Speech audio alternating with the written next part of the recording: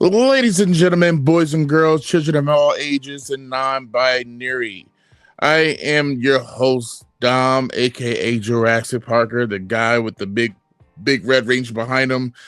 The guy with all the toys. I am him. I am that guy. I'm that nerd.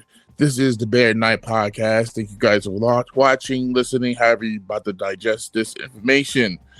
Today, I gotta bring back the one and only, the wise man himself, Honja Creative. Jack Nichols. This is, 2 in a row. Huh? 2 in a row. Yeah. You know what? It had to be you again, because this is an immortal conversation. I what? Yes. I quote, "I am a real American. Fight for the right for every man." Can I say something? That whole song has a new perception now. Yeah. Whole new perception. As y'all do know, the immortal, the iconic, the controversial, now controversial, towards this ending of his time, the one and only Hulk Hogan, aka Terribilia, has been laid to rest. He went to see greater pastures. He's gone. You know what? I'm glad we're doing this right now, because the first couple days of it, I was just like most, and I was just like, you know what? F it. I don't care. Whatever. I don't give, because I was still mad. It made me more mad. That's what it was. Is because, here he's gone. It's sad, for anybody to lose their life. We lost Michael Jamal Warner, Ozzy Osbourne, and then Hulk Hogan, all in 1 week. All in 1 week. It always comes in threes. It literally, but it was usually you hear that, you say that, it's like, you get one this week, maybe the one 2 weeks from later, 2 weeks later, and maybe by the end of the month, and then you say, oh, threes, it happened all 3 this month, but exactly in 1 week. And I'm still thinking to myself, you missed somebody. You had 3 chances, and yet death missed somebody very important. I ain't saying nothing, but somebody should have been gone. I'm not trying to tell death how to do their job. Please don't. We watched Final Destination. We know how that goes. I'm not trying to tell death that at all. I'm just saying. There's some other choices he could have picked. Yeah. There's a lot of other choices. Hulk Hogan was. You know what? Hulk Hogan was never on my list about it. On my list at all. So that just tells you how my heart is towards that person, towards him. You're a little bit older than me. Thanks. Thanks for that. A little bit older, Thanks for that. I'll take that. So you got to see Hogan more in his prime than I did. I came around. I started watching wrestling. He was already in the WCW. No, I think he was already. No, he was still wrestling WWE, but I think he was probably already done. And when he moved to, I was more around when he came to WCW. That's what I remember more of him. But I saw videos and stuff before, and I watched Suburban Commandos. I watched was not Tropic Thunder. No Hold Bards. I watched No Hold Bards. I watched that. I actually kind of liked it when I was a kid. I ain't gonna lie. People don't like it, but I kind of liked it. I did watch. I keep on saying Tropic Thunder, but it's not Tropic Thunder. It was the one with him in the boat. Like it was like an 18. It was a TV series. I know what you're talking about. Yeah, and it was right on. It was on TNT as well. So it's like you watch that, and you watch WCW. But I just remember it was a cool ass boat. It was a dope ass boat. So Well, it you was know like, why they called it Thunder? Because it was Thunder in the name, but they yeah, used that to try to connect to the uh, WCW Thunder that was going on at the same time. that makes sense. And then yeah, and I just remember it was like a Knight Rider type boat, which everything had to be around Florida, around the water, the Of whole course, thing. of course. I remember watching Three Ninjas Part 3 when he was in it, just to see Hulk Hogan's in this. I gotta see what's gonna happen. I remember Versus watching Hogan and Rocky. that too. Thunder Lips again Yep. with Thunder. Thunder Lips. I enjoyed him in that. Like I said, I watched Three Ninjas with him in the third one, and I regretted that moment. Watching renting that VHS. And this is back. Yes, I just aged myself. Shout outs to Videoland. But I didn't get to see him when he was like really out there killing it. Like, I don't have those memories. Only just see, I'm like a lot of kids now when you just watch the videos and YouTube stuff, watch the documentaries. But you were right there in the thick of it. Oh man, I remember Hogan from when he was in Japan.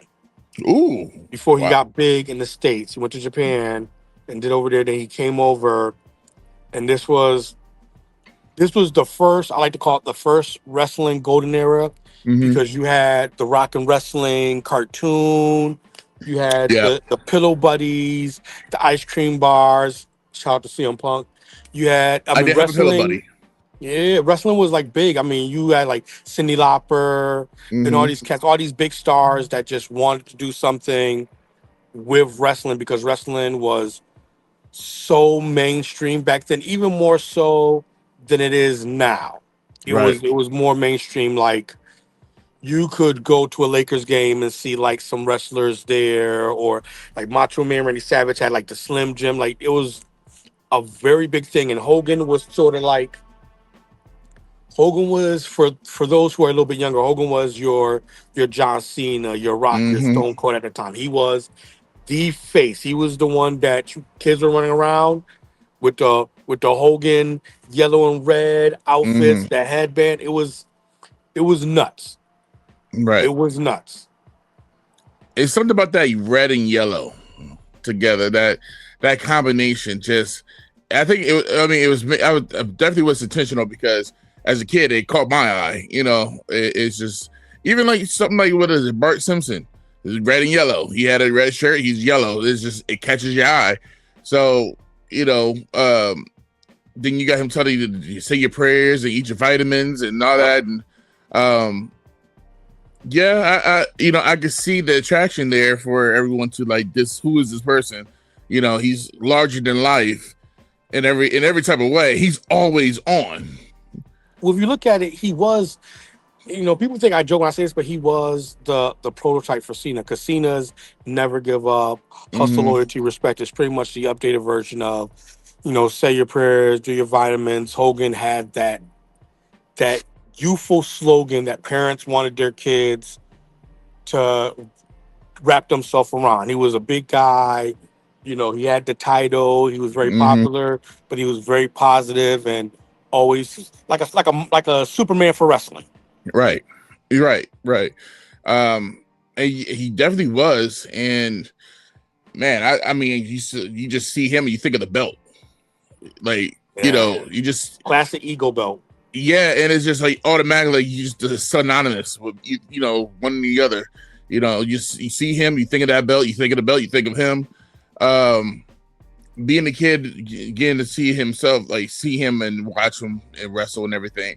I think my time of really paying attention to wrestling and what he could really do was probably when, like, because I was more WWE and stuff, and then WCW kind of ended, and so basically I would say my time really watching him was when he came to the WWE, came back, and with the NWO, and just seeing how he went from being the heel, and I hated him. I didn't like Hogan and stuff, and I was all about the Rock and everything else and everybody. And then out of nowhere, that switch from, hey, we don't like this guy, to like, wait, I like this guy. And somehow he knew how to do that in the ring. Which just, I don't, it's weird. Not everybody can do that. I would say not everybody can really do that. You go from hating the guy to you liking the guy. And it went over like in an instant. He still had the Hollywood Hogan colors. Yeah. But but first, in the beginning of the match, you hated him because you're looking at him like Hollywood Hogan. By the end of the match, you're looking at him as the red and yellow Hogan. And I'm talking about, leading up all the way to WrestleMania, him versus The Rock, and how phenomenal of a match that was. So honestly, still one of my favorite matches to this day. And I'm a big fan of his match when he had his feud with Shawn Michaels. Oh yeah. Infamous flop match. I just, so Hogan is so interesting because he was, I want to say, next to the Undertaker, like the last layover from that Attitude Era where everybody was like almost unbelievable larger life. He came up when you had like Papa Shango, Ultimate Warrior, Undertaker, Jake the Snake.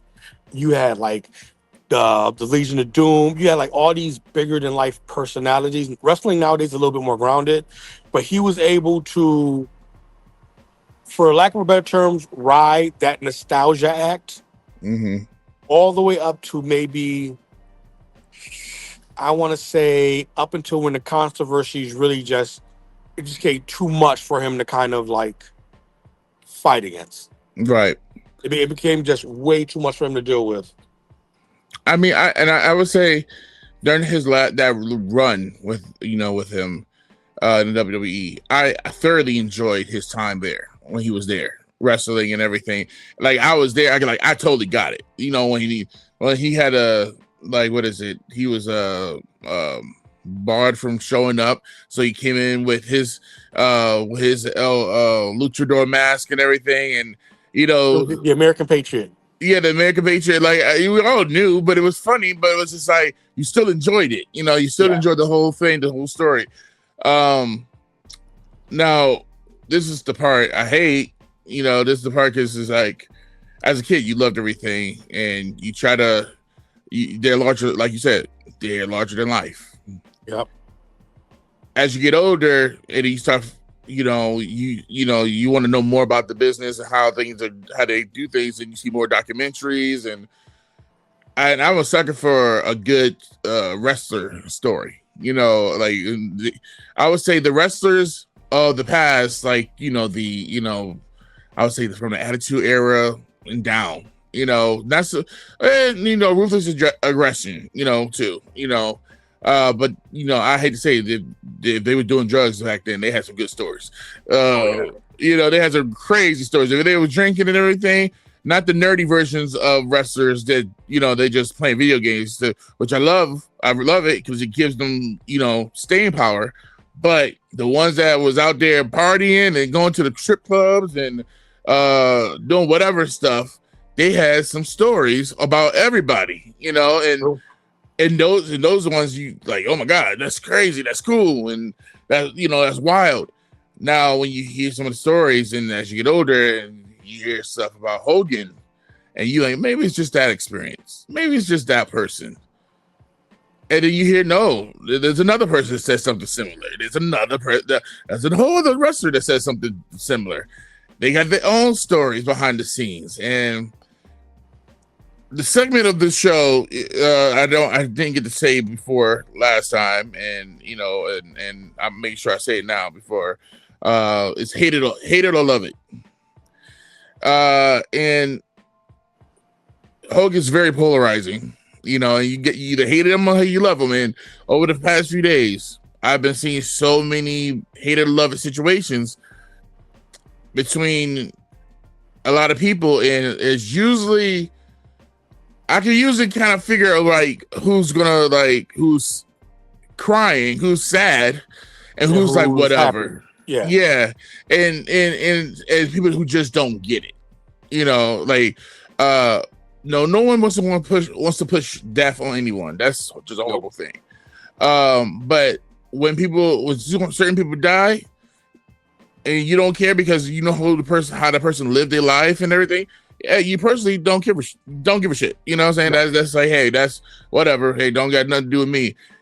But those that don't understand why certain people feel that way, I feel that's the ignorance in certain people. It's like I saw Michael Rappaport was like the other day, and I made a TikTok duetting the situation to duetting it, but I stopped it after I was gonna post it. Like, you know what?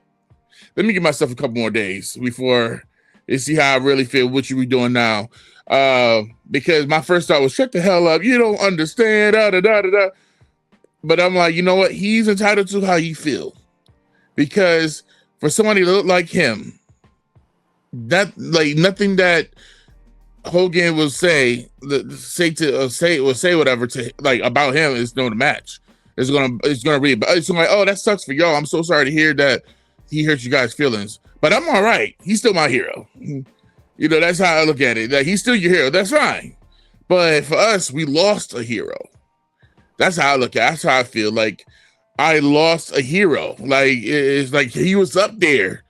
And as a kid, loving Hulk Hogan, I had the pillow buddy, you know, of Hogan when I was a little kid. And then to find out when we get, you know, later on that, you know, besides the stuff like, okay, he went in for himself with WCW, a lot of that stuff. It's like, okay, dang, it was crazy back then. But then you get into the comments, the racial comments. And then you're like, whoa, hold up. Besides people being, you know, being blackballing people and talking junk and, you know, snitching on the union stuff that they were trying to do to help other wrestlers. When it got to racial stuff and knowing, you know, how he really felt, you know, not the Hogan, and I have to put it like how he do it, like for a lot of other people, like, oh, I can listen to R. Kelly because I can separate the music from the artist. So I got to separate the Hogan from Terry. You know, in a way I could try to separate it. I would try. But he was always on. It's such a slippery slope. Because, okay, if we go, okay, I'm going to make that condition for Hogan. I'm going to separate Hogan from Terry, right? Yeah. Now, we talked about this before we did the podcast on DMs. So there's a bunch of wrestlers who have crossed the line. Yeah. In various extremes. Right. So you have like a Jimmy Snuka. Yep. Right? You have a Chris Benoit. Yep. A Teddy Hart. Mm-hmm. There's a lot of wrestlers who have done things that, I mean, even if you look at Jake the Snake, just his career and the stuff he's gone through and has done in his life, New Jack. You know, there's a bunch of wrestlers who've done stuff. And if we go, I'm going to separate Hogan from Terry. I'm going Hogan from Terry. Like, that's a door opening for like a slippery thing. I believe we got to hold everybody accountable. I hold our Kelly accountable. I hold Chris Brown accountable. I hold, you know, Tory Lane. I hold a bunch of people accountable because I go, you know, as much, and I, you know, for me, I'm a big Chris Benoit fan. I follow Chris Benoit from the Indie to ECW all the way up. And even I know, as much as I love a person, you can do things that overshadow your legacy. Yeah. You can do things that overshadow your legacy and ruin it. And Hogan, for his credit, as a man who has built probably one of the more stronger brands in wrestling. A brand, exactly. Yeah. You should realize when you're a brand that big, everybody is watching everything. We talk about this with athletes. Yeah. You're under the microscope now. Yeah. So them tweets you made like 4 or 5 years ago that you deleted, you thought no one's gonna find out, they're gonna find out. Yeah, right. Hogan is a perfect example of someone who he was aware of his fame, but he wasn't aware of how big his fame was. And then he got to a point where he felt like the nostalgia act of his fame would be enough to kind of slip through. That's why we had the incident when he went to Mm, when he went on Raw to promote his beer, and yeah. then got all the booze and stuff like that. I mean, we saw it with what's it Tessa Blanchard, Yes. Yeah. another one who's made racist comments and you know ended up having to like leave TNA when she was the world champion. Had to drop the title. No one wanted to work with her. She had to work in like third party places to kind of get bookings. And then as soon as they brought her back to an American company, they booed the hell out of Yeah. her. And they still boo the hell out of her because when you do racist things, Yeah. you that's like the last Jenga brick on the bottom that once you Hmm. pull out, everything falls. Yeah. That's what happens. And that's what happened with Hogan. He didn't realize that his rep was shaky at best. At Mm-mm. best. Yeah. At Right. best. You know, and this is one of the things I want to talk to you about is who I feel bad for because I saw the thing they did on Monday night where they all do the 10 bells. Yep. I'm looking at the face of all the black wrestlers Yeah. that are on Yeah. stage, right? You know what Hogan said. You know how Hogan feels. You've heard the Hmm. rumors. You've probably witnessed it. You've seen all the accounts. And then you have to sit there on national TV. Yeah. National TV and pay respects to someone who Hmm. you know wasn't a fan of you or your race. Yeah. That's great. That's just like think about the fortitude you have to do it. And then you can't really voice your opinion Yep. because you have to toe the company line. I think that's the thing that people. That's the one aspect of this whole thing that people are not gonna like take it to advantage. We're gonna talk about Hogan. We're gonna talk about how racist he was, but what we're not gonna talk about is how people are gonna have to toe the line to quote unquote support this racist because he was such a value to the company. Yeah. Well, look at like speaking of total line, like right now, literally still, and I love the man to death. He's one of my favorites, and that's Booker T. Like Yeah. he's literally towing the line right now when they ask him questions about this. I mean, they asked him before about even when he had this whole thing with Swerve about racism in the workplace and stuff, and he know damn well. He knows. We Yeah. all know. Yeah. We know he has to do his job. You know he's got stuff on. He got stuff on the line. If he don't say the right thing, he's gonna lose some stuff. Mm-hmm. So, like we won't. I feel like we won't be able to get a true, No. a true answer from him. Unless that time when he's not working for that company. If you are part of WWE, TNA, Evolve, you can't really say anything. The No, only people who can say stuff are like someone from like AEW could say stuff, independents can say stuff. I mean But look at Mark Henry. You think Mark Henry was able to do a F Hulk Hogan at a show at a DJing gig if he was under the umbrella? I don't think so. no. And on top of it, and you know what? And I applaud Tony Khan for standing on business. He's like, yeah, I say he's not welcome, and I'm still making sure even his acknowledgement of his passing is not welcome. Yeah. Like I'm standing on business. I'm a minority. I have minority employees. I have black employees here. I'm not stupid. You come on now. Like I'm not. It's just one of those things. And I do applaud him for that, for staying on business with that. And it's different from watching versus watching WWE, which we all know. Hunter kissing his ass, knowing that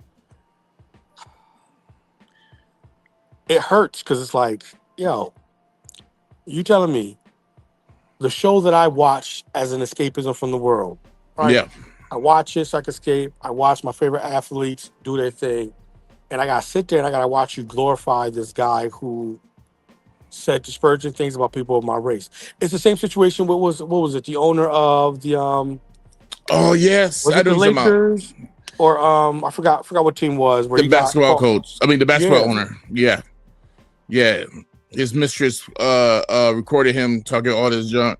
Yeah, yeah, It's like, uh, yeah. how I do mean, you? I mean, and WWE based in Connecticut, they employ a shitload of black folk, yeah, shitload of black folk, and it's like, word, I can't say what I want to say because I need this job. right. I need this job, so I can't toast like fuck Hogan, you know, or you know he may have been a legend, but he was a racist legend. You can't say nobody can say nothing, especially with all the outspoken people we got that are pro-black, like Yeah. Bianca, Montez. All those people are very pro-black and No, they now speak you about black notice you didn't issues. see. I saw Andrew. I mean, uh I saw Dawkins out there. I didn't see his teammate. I didn't see him out there. Probably was way, way, way, way, way, way, way, way, way, way, way, way, way in the back. I Way, I, I way in hope the back. I hope they gave it like, hey, if you guys don't feel comfortable coming out, you don't have to. I hope they gave him that type of grace. You I would know, hope so, because they did the same thing with was it Sami Zayn when they started doing the Saudi Arabia shows, exactly. Yep. and Sami didn't want to go to one of them. This was before he changed his mind and came to terms with it. Same thing with Punk. Punk didn't want to do a Saudi Arabia show, changed his mind, came to terms with it. But I hope that the WWE, and they probably did it in the backhanded way. If Yeah. you don't want to be out on stage, Mm-hmm. you don't have to be out on stage. That is that it is your choice for that. But Yep. we would appreciate it if we show solidarity. You know how they go, make it seem like you have the option, but in all actuality, Yeah. it's like, nah, you don't got, nigga, you gotta be out there. I'm Yeah. sorry. Yeah. And if you're a big name black star, you better be somewhere up in like the front two lines. And, but I feel like, in a way, I hate to say like if Vince was there type of thing. But I feel like in a way, I feel like maybe Vince will have like a different mindset. Like, hey, I know some of y'all have your certain feelings, but so if y'all want to stay in the back, that's cool. No, I don't think Vince will do that. You know You don't think why? so? Because Vince is Mr. Controversy himself. We keep forgetting, see, because we haven't talked about it in a while. I mean, yeah. If Vince passes away, even though he has all those allegations against him, all the testimony, all this, I bet you they're going to do the same thing. We're going to come out, we're going to do our salute to Vince, ring the 10 bells. Even if you're an advocate for women's rights, you're going to shut the fuck up. You're going to be on that front line. Yep. So Vince is going to make sure everybody toes that line because he knows eventually when it's his turn, everybody's going to have to toe that line. That's the problem with the WWE, and as big as corporate as they were, when the speaking out movement came out, like a lot of cats got put on blast, and it's like WWE, instead of speaking about it, either erase you from their history, like they did with Benoit, erase you from their history, Yep. don't talk about you, or pretend like it didn't happen. Just pretend that it didn't happen. Like Like the show, they had two people in it. yeah, or they're signed now with their part owners with AAA, Mm-hmm. and AAA is where Alberto Del Rio Del wrestles Rio. at, and he Yeah. has his share of shit like that, and they haven't addressed that issue not once. He's They invisible to haven't them. talked about it when they did the show with AAA. They didn't mention it. They didn't. That's just what WWE does because they put so much into the people that they put on screen Right. that you can't speak out on it. Like when Chris Benoit died, they couldn't speak out on it because you Right. put so much into Benoit.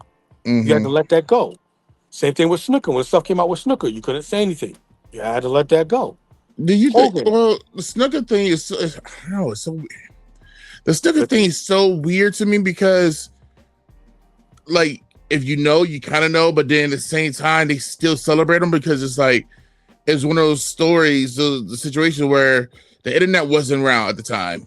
So it was like, it's pretty much he say, she say type of stuff, even though there's some paperwork, Yeah. but yet it's still like And some I think cover up. There's a lot of cover up there too. And plus, he's gone. So it's like more of it came out when he died.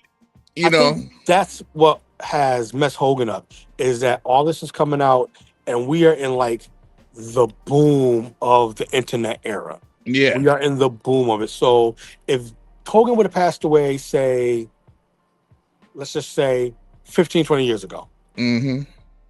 right? This issue wouldn't be what it is Oh now. yeah. Yeah. He was still looked at as a hero.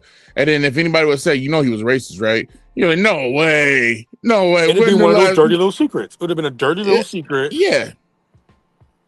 but Much like a lot of American history. yeah.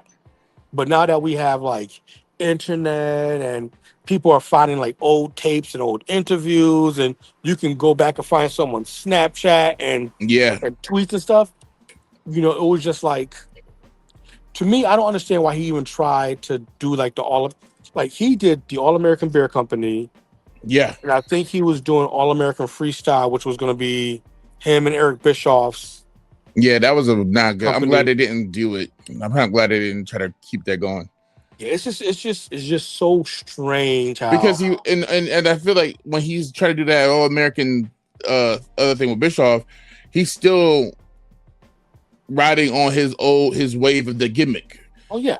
Not really understanding the plight of what's going on in the climate. He's not If you want to go understanding. deeper, if you know about all the racist stuff he says, his All American brand Yeah. just seems so dirty now. Oh yeah, it is, It's like, especially when you when say All American, do you mean all white? Is that what you're trying to say? Because I feel like that's what you're trying to say. yeah, especially when you add the part that I hate to put politics in it, but he's a supporter. Yeah. So it's like you add that, and it's like, oh, you don't help your case even. You don't really help your case anymore. Then even more, you add more to your case to make it like, yeah, he really is that type of person. You can we can hear him have that situation and he said what he said or whatever, and then he's voting for Kamala. No, you're not gonna get that. It is only right, but I would look at it, the fact that he never apologized. Nope.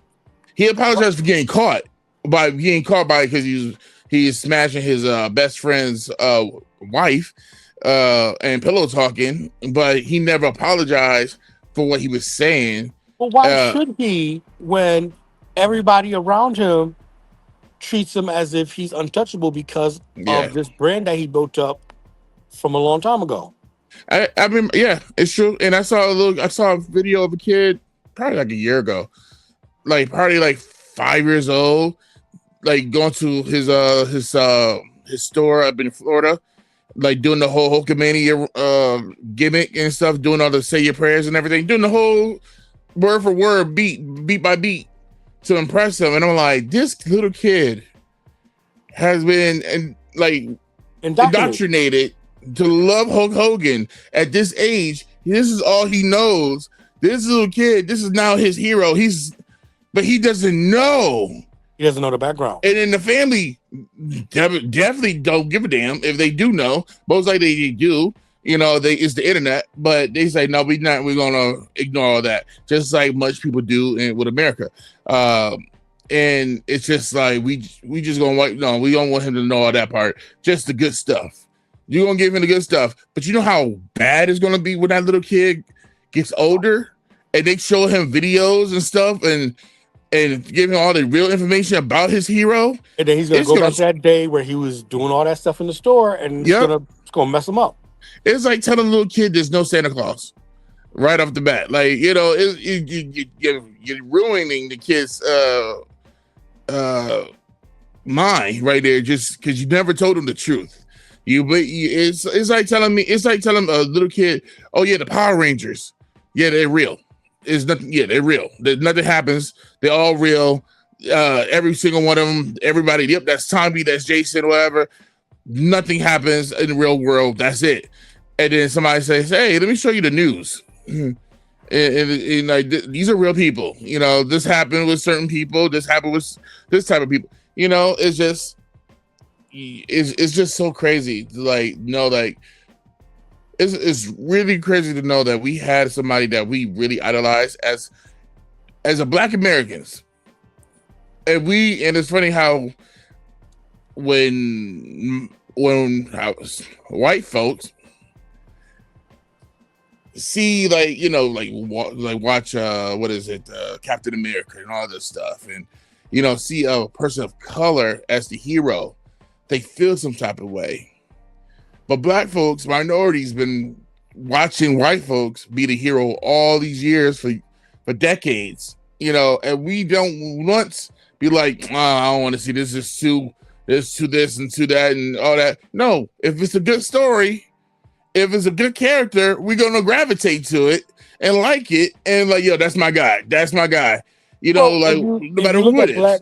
if you look at black culture, anybody who knows the history, black culture is strongly rooted in storytelling. Yeah. Our history was passed down through orators, griots, who just were able to tell a story. And it wasn't so much about the characters in the story, but it was about the story itself. So we are good when it comes to like attaching ourselves to a great story. Doesn't matter who the character really is, because we love the story. Now, Yeah. in white culture, it's more about the person in the story. Yeah. It's more about, like, you hear a lot of times where people get mad when it's like a women in the lead in a power role, and it's like, because they're more focused on that gender and that person instead of, well, is it good? Yeah. Is the story good? Is the story good? Is the action good? Is she believable?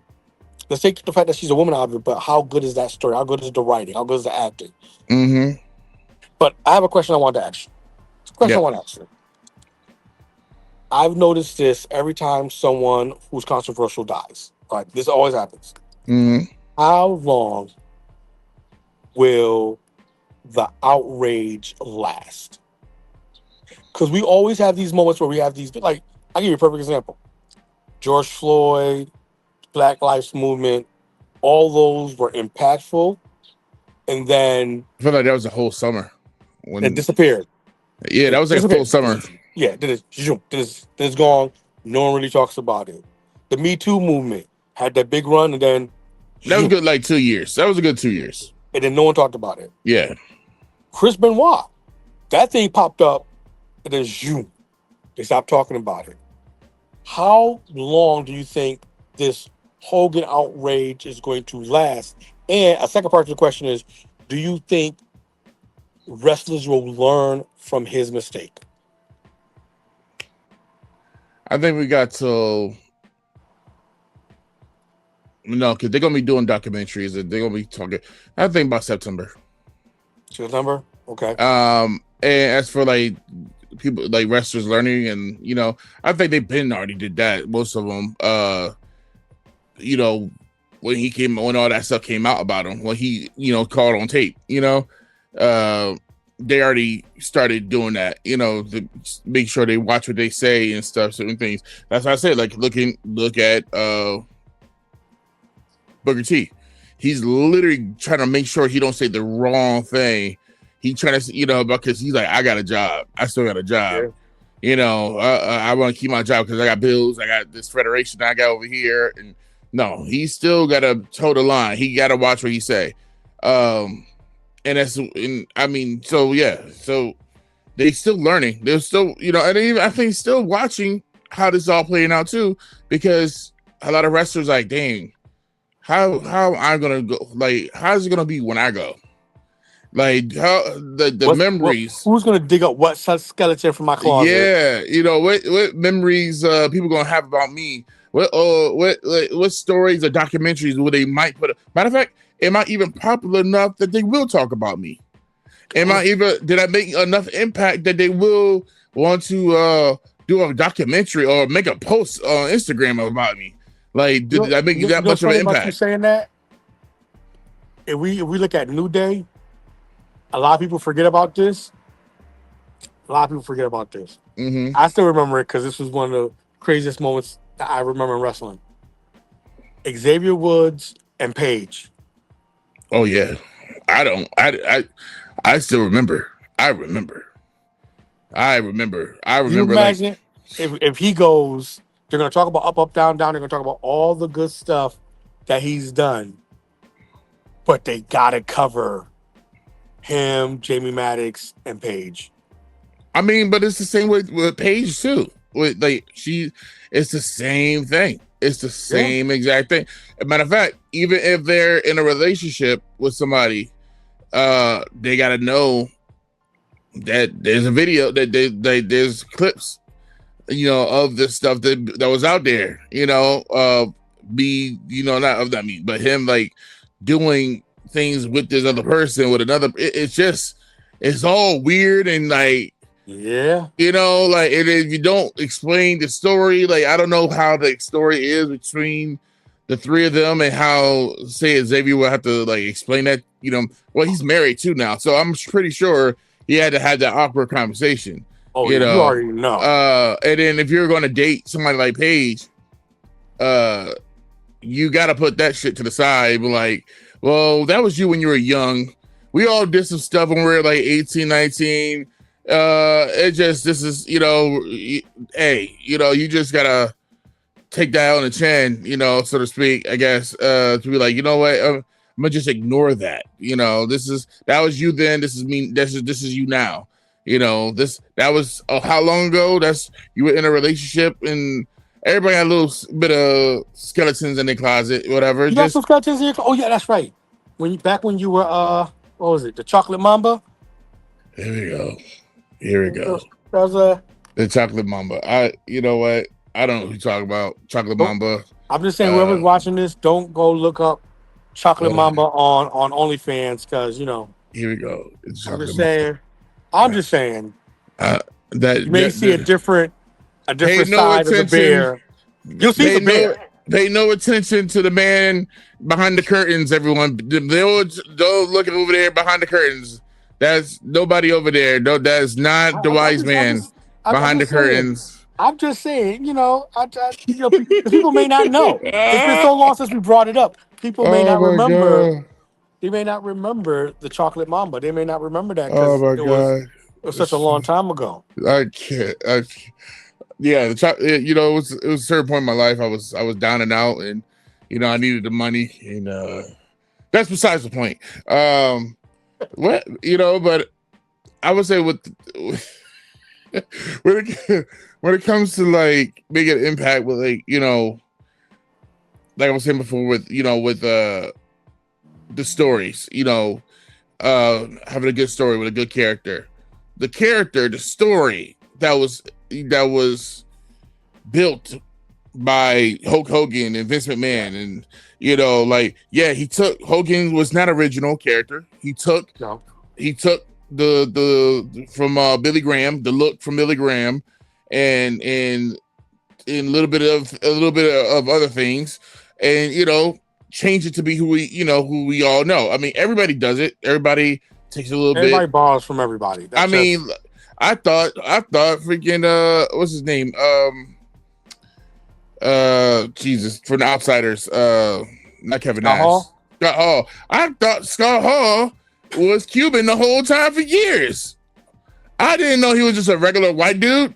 I thought he was either like Italian or Cuban. I didn't know what to call him. I didn't know what he was. I thought he was that cool. Bad accent that he had. Yeah, but you know what? But he made it cool. Chico, I thought he was cool. Come to find out, he was just a regular white dude. And before he made that gimmick, he had a whole beard.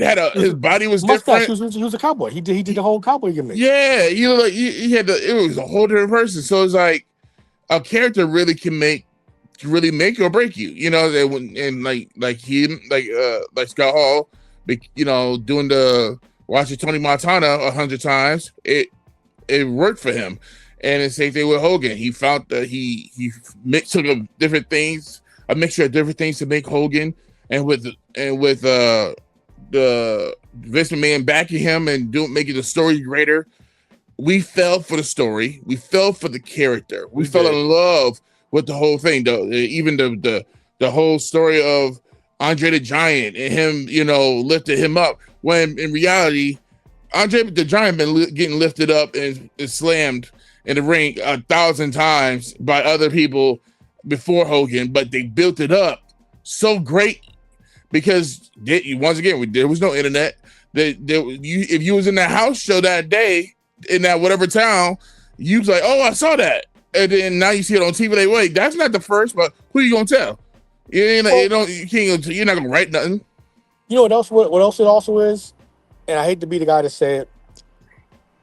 Once we lost kayfabe, Yeah, once we lost kayfabe, and everybody started learning industry terms, and they started doing like the breaking kayfabe interviews and stuff like that. I don't think they realized how deep of a rabbit hole they were opening up with that.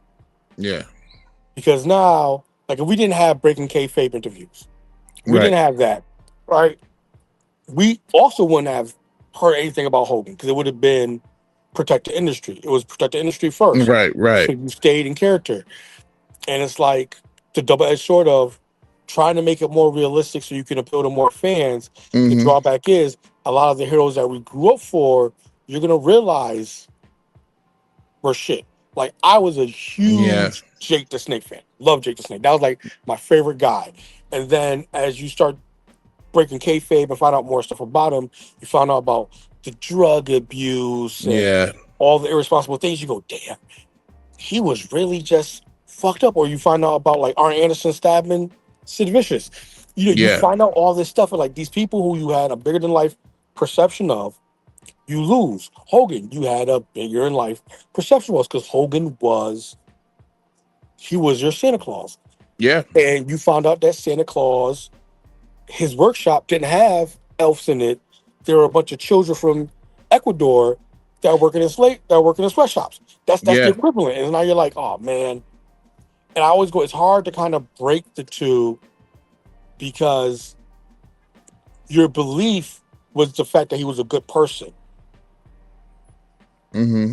That was the belief. Hogan was Yeah, say your prayers, eat your vitamins. Now you find out he's saying nigga and doing all this other stuff, and it's like, how can I accept the all American who fights for what right, but calling every black person he knows nigga and making all these comments? It's like you done took away the believability element of the story that I fell in love with. yeah. I can't look at you or hear your song or hear your promos or watch you Mm-hmm. and like go, and then you start picking apart stuff. You start picking apart like, oh, I wonder why I didn't see a lot of black kids when he was doing his little Hogan thing out in the streets and stuff. You start picking apart things, and then next thing you know, Yeah. you're picking apart the facade because they just took out that one Jenga brick and everything just fell over. You know what? It's true. It's funny that you say that because, yeah, you really think about it. Yeah. Like, what is it? You start to really think certain wrestlers, and then I think, like you say, breaking kayfabe, and being someone that was right when reality TV started to hit, and thinking even more so that a person because you're getting a chance to see behind the scenes of people's lives and how they really act, how you really thought how that's how they act. Because I used to love watching Hogan Knows Best. I used to love watching Hogan Knows Best because once again, it's Hulk Hogan. He has his wife. He has his two kids. He got his cool house, and you want to know more. And it was like on for like 6 seasons or something like that, and it with a spinoff. And then it's like, oh man, like you got to feel like you thought you knew the family. Yeah. You thought you knew, like you thought you knew him, and it made you gravitate more as a fan because you're like, oh, this is a guy who got kids and try to deal with life and wrestling, and He's just like that. Yeah, and not once at all did you think about him having black friends. Like one black guy as a, There's not a lot of black people. It's just like when you watch Friends. Like you watch Friends, which is based in New York, but you barely see any black people in it. Exactly. Yeah. It's one of those things like, damn, Hogan Knows Best. I'm like, there weren't that many black people there. And then when they try to like put out Brooke Hogan as an artist, the only black thing they had was when you saw her working with producers, Yes. and then her first single was with was not with a black artist, it was a white artist who was a rapper. I mean, what's his name? Paul Wall. You know, so it's like she's trying to have that little the hip hop, you know, mix in there, but that was the blackest thing you're gonna see in the whole series of seasons. Um, so you watch those, and I, like I said, religiously, I was watch every Sunday. I would watch these episodes and just love her. I would eat it all up and thinking this is still love Hogan. I love Hogan. And then he had this moment when he came to TNA and just ruined it. But even though he ruined it, though, I was still like, okay, he wrestling wise, because I'm already understanding what he did already with the WCW. But then he destroyed the TNA thing. The only thing I did now agree with was the 6-sided ring thing. I found out from watching, you know. I also agreed with his was it option C, where Yeah, the X Division champ could trade their title in for a world title yeah, shot. that's true. I like that too. So it was little things, but you know, I still like Hogan. I like, oh, that's just Hogan doing wrestling stuff. I still like Hogan and everything. And then I felt bad when his son got into that car accident. I was like, dang, that's stuff for Hogan. And all these stories over the years. And then you realize, or you find out that he's pretty much a habitual liar with a lot of his stories, and it don't add up every time. And I remember it was like a story he had said, like he was about to do American Gladiator with what's her name, Ali's daughter. And I guess he was suicidal. He was already going through the divorce, and he was about to put the gun in his mouth to shoot himself, and he got the call from Layla Ali, and that saved his life. But then again, he had a whole other story of how he was about to like kill himself, and Layla Ali's story was never in there. And as I say that, that's the closest thing to a friend, a black person that I just thought of just now. But he changes the stories up all the time, depending on the year and everything else. So I'm like, I don't know, it's all the concussions and stuff, but it's just always a different, you know. But you hear all these things over the years, and then you get to that moment where you see, you know, you hear about, oh, Hulk Hogan got a sex tape, and I'll laugh my ass off. Hulk Hogan got a sex tape? That is wild. That is crazy. But we got to that point where we find out that. Then you find out what he said about black people, and then you got to realize he didn't say that. No, he didn't say that. Nah. And then you realize he did, and you hear the audio, you hear the video, you see the video of him saying it, and it's like, and at that moment, I remember at that time, it broke my heart. It really, it made me. I was literally upset for the rest of the day. I was upset because I thought this is a guy that I grew up watching, that I, you know, thought a lot about, you know, like, oh man, you know, the Suburban Commando and all this stuff, and Mr. Nanny, or I don't know, the Mr. Nanny. Yeah, like, oh my God, all these things, and like he's so bigger than life, and loving this person who I never met, and thought, man, I can't wait to ever one day meet him. And learning he had a bar that, like, oh, I want to go there one day, and then find out that all that happened. It's like, oh, what's that old saying that they say? Never meet your heroes. Never meet your heroes. And I'm glad they told me that. In a way, I'm glad I learned that before I met him, because he probably wouldn't want to see me. And it's just like, but you realize there's certain things like, but how? He took pictures with this guy. He did this with this guy. But it was like, no, those are only because it was for his benefits. Yeah. It benefited him to work with this character, benefit him to have interactions here. And that's the problem, is with Hogan, a lot of it now, as they peel back the layers and we get more information, a lot of it is you could see how that played into how he made his political moves behind the scenes, and then his political affiliation. It's like, damn, son, like, he really like fucked up a lot of stuff. Like when he went to WCW, Booker T was fresh out of doing Harlem Heat. Yep. Fresh out of Harlem Heat. Had like a great U.S. title matchup with Benoit and everything. And then all of a sudden, Booker T becomes G.I. Bro. Yeah. GI bro. And I'm like, what? Like, what is this?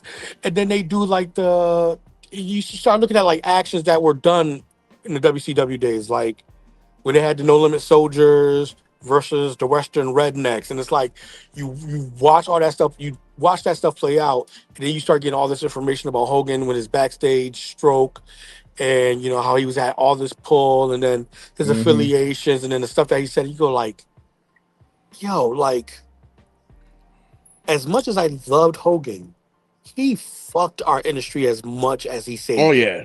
Oh yeah. Oh Like that's the yeah. double-edged sword. Like he helped our industry a lot, made it very mainstream, very popular, but at the same time, he fucked a lot of companies And that, always trying to go with a company, right? That he as they're felt getting like, popular. yeah, and then he'll try to like always backhand it, try to like jab at the WWE, like, oh, we're gonna get better, we're gonna be better than him and all this stuff. Like, but yet always go back at the end because it's always about a check, And Enough he, money. yeah, like what he was done with his part of he was done with his era of when he did the whole thing with The Rock and everything. And then all right, I'm gonna leave and go to TNA and go against the WWE. Then that didn't work out. And it's over with. And what happens? The NWO gets inducted. So he's back over to WWE, kissing, Vince McMahon's boots and stuff. But yeah, you try to compete. Go to war. Monday night, try to go to Monday Night Wars again with the WWE with TNA. Like every chance he got if it benefited him, he was gonna do it every time. And you learn this as you get older and you start watching, and it's like, this dude is crazy. And he not only is he crazy, but he's also racist now. So, it's like, dang, man. It's just like it's like, how can you ever choose a side? Like, how do you ever, I don't know. It's just like it's just always, he was just such a, I guess he really is a polarizing person when you really say it. Like I was just talking about it now, it's even more so. Like And what's crazy? he has all these different layers to him. Here's the crazy shit, right? Us talking about him, Yeah. talking about this subject, is only serving to keep his memory alive more. Right. Even though he's done some despicable things. And like that's the double-edged sword of it, because it's like part of you don't want to talk about him because you don't want to give him any more shine, especially with the despicable stuff that he's done. But then there's the other part that says, well, I gotta talk about it because it needs to be heard. Yeah. But then it's the double-edged sword of you talking about it so it could be heard. Also, because you can't talk about his bad stuff without talking about the good stuff. So it's like you gotta serve both devils. You're right. You're right. And it's unfortunate. It's unfortunate because like you got to. There's a lot of stuff that I loved, and there's a lot of stuff I hate. And I loved a lot of the stuff I love. I was a kid, and it's like I posted a video, of me loving like the one of the pictures of him, ripping the shirt off, the iconic thing, ripping the shirt in the ring. That's me as a kid, loving this man as a kid. And the next photo, the next slide is Booker T, me mugging the hell out of Hulk Hogan, and that's how I am as an adult. Now it is just like it's poignant. It's poignant that it's like this is what it is now. It's like his legacy to me and people that look like me is tainted so much. It's like, yeah, other guys can be like, Michael Rappaport, like, oh, love this guy, he did this and the tennis pythons and all this stuff and picking up Andre the Giant and stuff. I loved it all. I be like, yeah, that was cool and all, and then he's also a racist. Yeah. I got to end it with he's also a racist. Like he's never going to, And it's unfortunate when people do stuff like this, but he's never going to outrun that. Benoit, for as great as Benoit was as an in-ring performer, will never escape the fact that he killed his family. Snooker will never escape the fact that he killed somebody. Hogan will never escape the fact that he was racist. R. Kelly will never fact that he had sex with underage girls. It's once you do that, it doesn't matter how great your legacy is, how great your accomplishments were. Once you do those things, it turns the light off from everything else. Because you could say, "Oh man, one of my favorite moments is when Hulk Hogan teamed up with Edge to win the world Yeah, title when he came back." And it's like, yeah, but it's probably so no other niggas can win the title. yeah, You start prefacing his accomplishments with, well, yeah, but he was also, or well, he did it this way. Oh yeah, Hogan was great for wrestling. Yeah, but he won TNA. yeah. He drained the pockets of Ted Turner and WCW. Oh yeah, He never gave any of the legit black superstars over in WCW a chance. Most of the black superstars got held down in WWE when he was there. Most of the black superstars didn't even get a sniff at shine when he was over in TNA. I was like, so, as I step back and I look at the whole picture, his legacy now is always going to be tainted because the stuff that he did that was bad yeah, is just as great as the stuff that he did when he was good. yeah. It's neck and neck. Yeah, Honestly, yeah. It's just crazy because it's like it is really crazy to really think like just one person could do so much damage, and oh yeah, but also build so much stuff too. There's reason why the Madison Square Garden is Madison Square Garden. yeah, Because somebody like Hulk Hogan that helped build that to make it even more famous and popular. Like, he built if it wasn't for him to be in that building to make that money for the rest of the company, we wouldn't get wrestling to be where it is at today. Unfortunately we have to acknowledge that the true. positive of it, of him being larger than life helped wrestling be where we at now. It helped get eyes on the company, on all wrestling, for we to get like other wrestlers that we have today. Like if it wasn't for Hogan, we wouldn't get certain wrestlers out like a Roman Reigns or AJ Styles, because it wouldn't been on TV. No one would like gave it a chance. So for somebody to give it to be out there and do it, and then we wouldn't have wrestlers right now. Matter of fact, we wouldn't have the deals that wrestling has right now if it wasn't for Hogan. Was there a lot of other people that helped? Yes, but he was in the forefront. He was He the was the big larger than name. life. He He was was the the larger life name. character. He was the one. He was the character that you could put on anything, and it would sell. Yeah, You can put his face on anything, it will sell. Whatever merch you want to put on soap, deodorant, a condom, a bike, whatever, a lamp, his face on it, it's gonna sell. That's how much that craze was for him, especially he cartoons and stuff. So I mean, I think he had a cereal. I'm pretty sure he had one. yeah, of course. You know he had So one. yeah. So I mean, somebody so like that. I mean, yes. Am I thankful for his contribution to the sport that I love? Yes. Do I? But does it go further than that? No. That's pretty much it. That's all it goes, because he ruined it. He ruined it. Like when by that moment he said those things, that was my version of Santa Claus ain't real no more. Yeah, pretty much. Because I can take that you've been a jerk behind the scenes. You backstab people. There's a lot of stuff that happens behind the scenes. But once you just start saying that you don't like people because of their skin color, It's a wrap. It's done. Matter of fact, he's like, your daughter is dating a black dude, but he couldn't be a basketball player, like at least a nigger with money, somebody with like, that's, And he was just like, he even admitted it. We're all a little racist.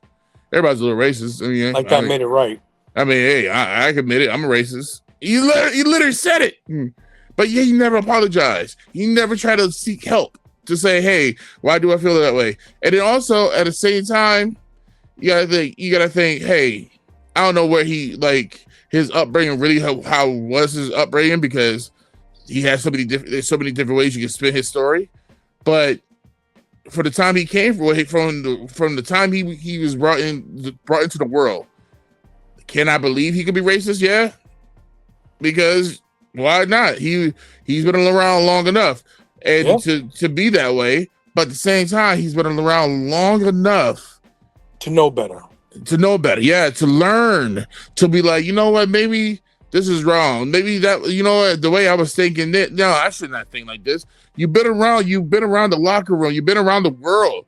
Usually sometimes your world view, your plain view, it changes as your world expands. Yeah, and he went around the world 100 times, seeing so many different lives, and you still have that little mindset of people.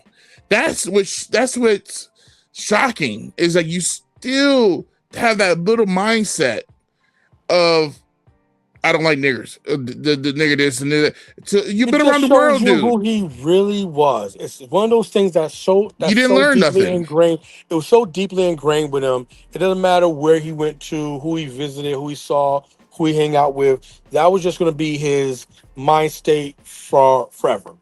Yeah, that was just going to be his mind state forever. And it's just like one of the things that we now just have to come. It's one of those things we now have to come to terms to. And also, I gotta look at too now, the ones that was like, yeah, Hogan was my best friend. Hogan was a good friend of mine, and so you knew all this. You had to know all this, and you still didn't try to, like, correct him or get him to understand certain things. Y'all all, like, I see him. I saw Flair crying about him. I saw Sting talking about, he's a good friend. And I'm like, what the hell have y'all? Where were y'all at? Because look at Bill Cosby. Look how many people loved Bill Cosby and was like best friends with Bill Cosby. When all this shit came out about Bill Cosby, it's like, so y'all knew he's been doing this for a while, and y'all knew and just never said anything. Same thing with R. Kelly. Y'all knew, just never said anything. It's just one of those things is when you're in situations where the relationship is beneficial, people tend to be quiet because they don't want to lose that gravy train. I feel like there's a moment where Sting is like talking to Hogan, and every time Hogan started like, yeah, these fucking niggers just keep coming in my store. Okay, all right, change the subject. Can we come on, Terry? Can we not talk about that? Can you not do that? There's been those uncomfortable conversation switches. Let's change the story. Let's change the subject. I don't know. Instead of like, hey, actually correcting him, be like, we don't do that. We stop. Can you not do that? Correcting and making him learn some stuff.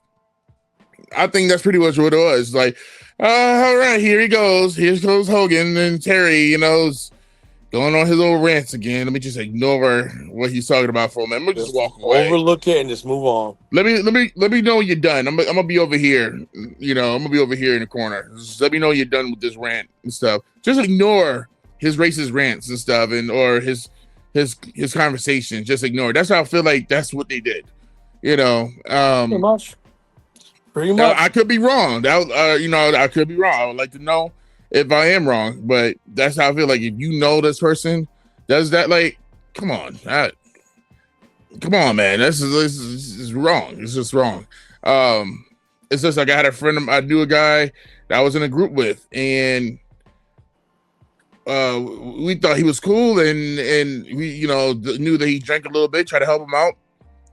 Then for some crazy way, we found out that he got locked up again for child molestation, and it was like, whoa, the hell up. We cut ties. I cut ties immediately. I was like, well, I'm not friends with you no more. I don't know what the hell that's about, but you need to see Jesus. I don't know there's no talking. Once I see that, I'm good. It's just like, once I know you did wrong, there's something wrong with you like that. No, there's no need. I'm good. But not a lot of people are like that. A lot of people will, like I said, as long as it's beneficial to them, they'll stay in fucked up friendships because they know there's a benefit there for their livelihood. I'm not that one. I just like, dude, nah. Like if you got a drinking issue, alcoholism stuff going, I can try to help. Well, you try to cross that line to some other stuff. I can't. I'm out. I'm out. I'm sorry. And that's how I feel if I was like a person that's friends with Hogan. You know, once I hear like, oh, you're a racist, bro. Dang, I was really hoping to like you. All right, see you never. Just if I see you around the street, I'll be cordial. But that's it. If I see you in public with around other people, I'll be cordial. But if I'm by myself, don't. Yeah, I'm act like I don't see you. Like that's it. It's just it's one of those things. But knowing I saw those videos and stuff, and like it's been a very mixed bag of feelings with people that I've been seeing, especially with a lot of black folks, especially some black folks even know. Oh yeah, but there's a lot of people who didn't realize it until people started posting about it. Yeah, they're like, Hogan was what? I didn't know this. Like, yeah. And it's like some of the people's mind is blown. It's like, oh my God, I did not know that. My mom didn't know. My mom did not know at all. She's like, hey, Hulk Hogan died. I'm like, and at the time I was still like salty. I'm like, yeah, I'm processing. I'm salty. I'm like, yeah, I know about that. Yeah, racist died today. And she was like, what are you talking about? Like, you didn't know? She's like, no, what? I'm like, Hulk Hogan's a racist. Like, really? When? I gave her the whole spiel of what happened. And she's like, I didn't know that. I didn't. She did. Because she don't watch wrestling like that. She don't keep up with all that stuff. So it's just like, she was shocked. I'm like, yeah, imagine me like 10 years old, 10 to 15 years ago, whenever it came out. Yeah, we all felt that. So she's like, oh, well, damn. All right, then forget it then. It's just one of those things. It's weird that we have to say, these things about a wrestler.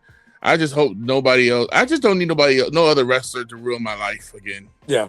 You just can't find out about any other wrestlers. You just gotta, once people start talking about, this interview that they did, you gotta turn the TV off.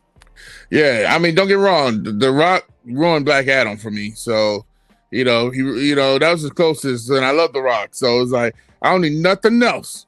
All right, I don't need nothing else. We already got to reboot the whole DC universe and stuff because he was acting up, So hey, come on now. I'm still holding judgment on Moana, the live action. I don't know why we doing this, but The Rock better never do this. I better not hear nothing crazy. I swear to God, I'm losing. I'm a loser. I'm gonna have a real crash out. Shit. Like you don't have to see me crying, taking down my poster and everything. Like oh my God, throwing my toys away and stuff, like my rock figures and stuff. Like, spent some money, man. I spent money. I can't. I do not want to have to throw this stuff away in protest. I don't. God damn it, I don't. The Rock better not do this to me, or anybody else. God damn it, shit. God. Well, Ric Flair, he could go because he could do it. He's, I don't care. He probably dates. He messed with black women before. I'm pretty sure. Oh, he messed with everybody. You're from North Carolina, yeah. You're purple. You got a vagina. I take it. Like, you don't care. That man he was out there. He was in there. He was anything that had a vagina. So he didn't care. But yeah, man. Like, yeah. So all in all, Bear, closing arguments. How do you feel about hate it, love it? How do you feel? I think this is just another incident of people who've been around long enough that your skeletons are coming out the closet. It happened with Kevin Spacey. It's happened with Elvis, John Wayne. We've seen it happen with a lot of people before where who they were isn't who we thought they were. And I've come to terms with that and going, who you are outside of the character that I love and that I admire could be someone totally contradictory. True. And I have to be prepared to, whenever I like somebody, to know that there's a chance that it may go sideways. Like right now, I love Pedro. What was it Pedro Pascal? Pedro Yeah, Pascal. Yep. love him. I saw Fantastic Four, great in it. But Yep. in the back of my head, I'm like, just be prepared if something comes out about him. It doesn't take you off. Doesn't take you off guard because you need to be prepared for it because it just seems like this is the state of things. One of Mm. our heroes or idols died, and we found out some shit about them, and, Well, and, and it's just a long line of it. I don't think we got nothing to worry about because he's not black. So You never know. I mean, he's not black. So I mean, it usually happens when there's a black guy right now. It's like, they get Listen, on a high Martin Luther spot. King was a world leader, but he was a cheater. I remember. You know what? I remember telling that to my grandmother one day when she was around. She was like, I don't want to hear that. That's a lie. And she was around. She was, and I said, Ma, I watched the documentary. He said he had an affair with a white woman, and she's like, who told you that? Who put that out there? Like, I was in middle school and I watched this video. They played. I don't know how real it was or not, but she was adamant, like, that ain't right. That's false. That's fake. That was fake. I like, all right, grandma. All right. She got mad though. She was mad. She was upset. Yeah, because he was seen as. But like I said, that's what it is. When you never meet your heroes, you live long enough to be a villain. The reason why those sayings are out there is not just because they're cool sayings. They make a great shirt. It's because it's usually true. Never meet your heroes, and sometimes you live long enough to be the villain. True. What about you? What's your closing statement? Closing statement on Hogan. Man, thank you, but F you at the same time. I like that. Put that on a shirt. Put that on a shirt. Yeah. Thank you, but F you. Well, that's all I gotta say about it. Thank you, but F you at the same exact time. Like, that's where I'm at. That's where I'm at when it comes to Hogan. Like, it's not the same as when I felt bad for Michael Jamal Warner. It's not the same for how I felt when I heard, Ozzy Osbourne passing. Those two passing are two different people, but also very well loved.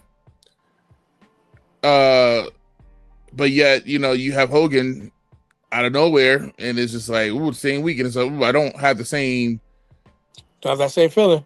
It's not the same. Nah, it's just like, oh well, what's on TV? Yeah.